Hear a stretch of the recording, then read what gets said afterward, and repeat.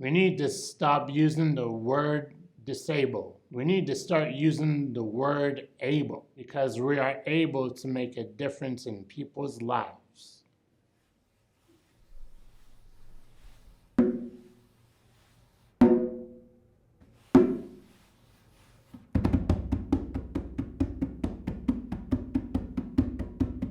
I want people to know that I'm a very powerful musician and a very powerful self-advocate.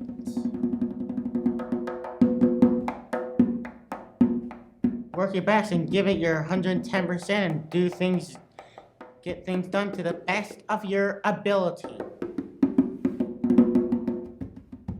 Everyone should be included, not excluded. I am a role model because I give a smile. Never get upset. No, don't do that. Just keep a smile.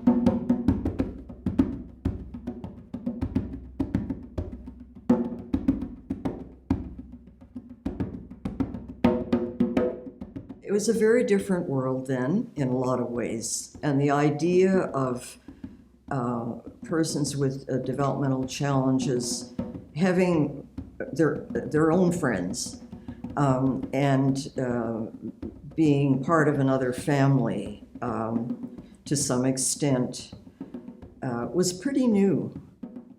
I remember thinking how great the idea was of having somebody take Jenny into their home maybe, or just be a friend to her. It felt like this could be something that could really support us. Family was really important, and everybody around the table, well, many of us were parents and had experienced that feeling of not being listened to.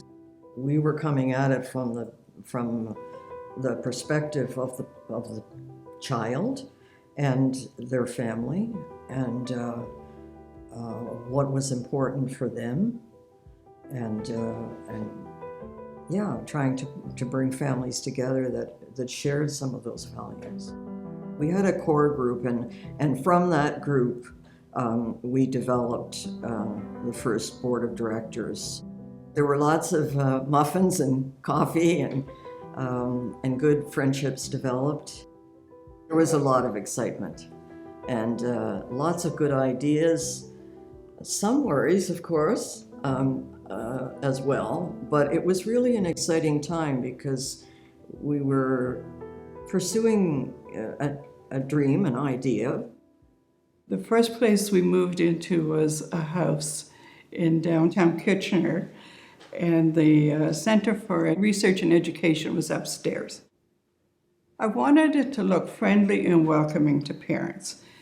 And then we moved a few years later, filled up our shopping carts down the street to 12 College, and it had a living room, a kitchen, and the secretary was in the kitchen, as was the accountant.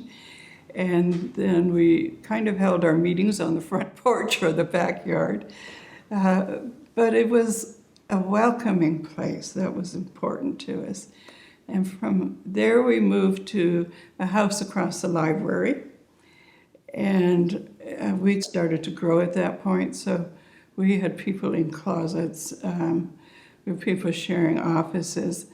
But still, it was a place that you didn't mind coming to. And then finally we moved to the building on Moore.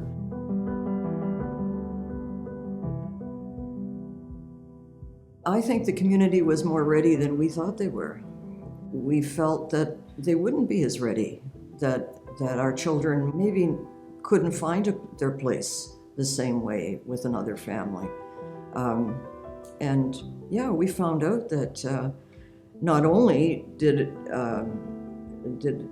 our kids like it, but the other families spoke about the value to their family.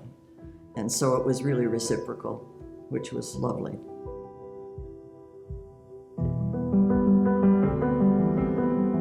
I think the difference between Extend-A-Family and maybe other agencies who are doing the same kind of work is that Extend-A-Family is we really care about the matching process.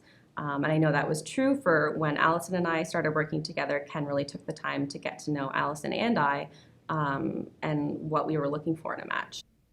What things do you have in common? And those are the things that are really gonna sustain a match, is when you have that connection, that like true connection. You were very young. You were only 4. You were about to turn 5. It was like around dinner time one night. I showed up for our match visit, and I just remember knocking at the door and your parents hollering like, "Come on in!" And as I opened the door, this little one with like just her long like white blonde hair just came racing at me. It was like, "Are you Lonan?" I was like, "I am Lonan." And that's what she called me for the first few years. And then you ran and you threw yourself off the steps onto me, like right on me. And it was, I knew right then that I was like, oh, I think this is gonna work.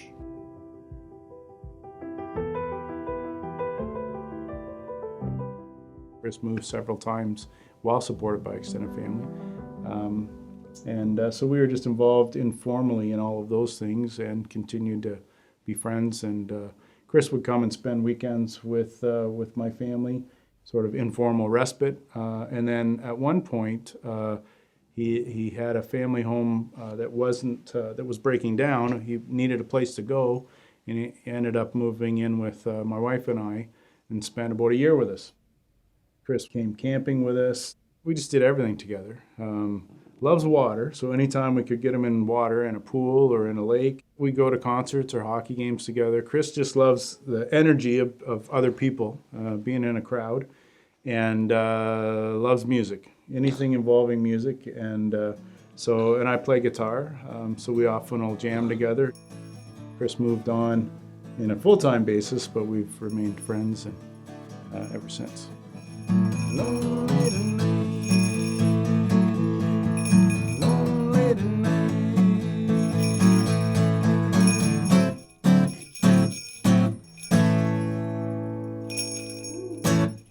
Big finish?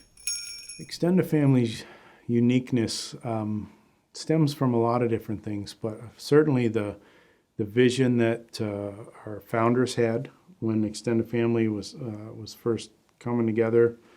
Helen and Keith Heimpel and the people that they gathered with just really foundationally believed in the importance of relationships, and that everyone should have an opportunity to contribute and to be respected for who they are and what they bring to the table or to the group or to the community.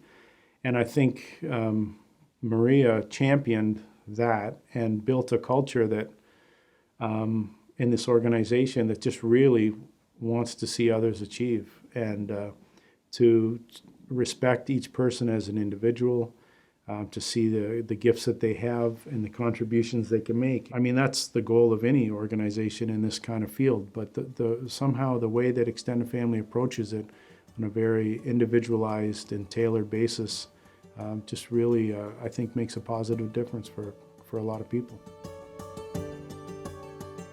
What makes Extend-A-Family unique is its culture, its beliefs, its vision and mission to stay and believe and walk alongside families, that everyone belongs, and how to ensure that everyone belongs. They see the family as the experts. They trust the family. How Extend-A-Family started from a kitchen table, and look at it now. The number of staff, the number of leadership, the number of programming, the number of events and impacts they've had on children's lives. They serve and support more families and children than most organizations do with less staff because of their heart.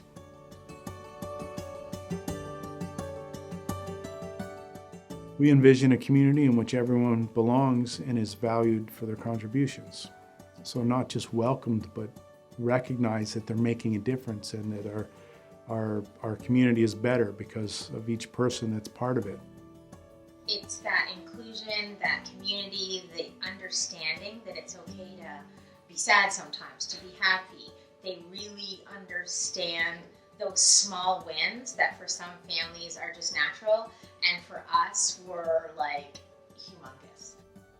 The 40th anniversary of Extend-A-Family means a lot to me because I was part of it and I am in part of it. As an advocate, I would go out and talk and to voice my opinion and voice my views on like disability, the word disability, and to be like, you know, this doesn't represent who I am. Including isn't enough. People have to belong. So you can include me, it doesn't mean that I'm going to belong. So for us, it's more, I think, about belonging, even than it is inclusion. It's coming, but there's so much work to be done. Open space is belonging to everyone. So, like talking to them and like chatting, or sometimes we watch a movie. Sometimes play games, like those or different activities. It's that sense of belonging and acceptance. Like that's all anybody wants, regardless if they have a disability, they don't, they have something that's different, that they are looked at, they're respected, they're loved, they're cared for, they're heard.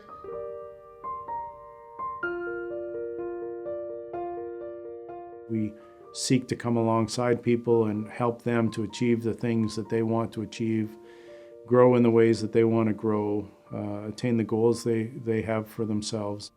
Our only success is vicariously through the successes of the people that use our services. Our little working group could never have imagined what Extend-A-Family would be today. No. Yeah, never, in our wildest dreams.